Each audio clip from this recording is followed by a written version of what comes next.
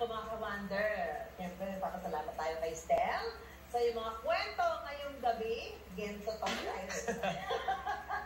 Kaya pag may mga tanong si Juan, bibigyan natin ng kasagutan, Stel. Yes po. Nakakatuwa rin po talaga makarinig ng mga kwentong masasabi kong galing talaga sa ating sarili natin sa bansa natin. Meron pa palang maraming alamat ang mga kinakain natin at kahit yung mga paborito kong kainin, may kwento pala sa likod doon. Totoo man o produkto lang ng ating malilikot na imahinasyon, pinagigiliwan pa rin ito hanggang ngayon. Sana nabusog namin kayo ngayong gabi. Hindi lang yung mga pagkain aming inihain, kundi pati sa mga kwentong nasa likod nito. Kaya mga ka-wonder, kung may mga topic kayo na gusto pag-usapan, mag-email lang po kayo sa iwondergtv@gmail.com. Ako po si Susan Enriquez. At syempre, follow nyo rin po ang social media account ng iWonders na Instagram, TikTok, Facebook at Twitter para updated kayo sa mga kwento ni Juan. Ako naman po si Stel. Maraming salamat po.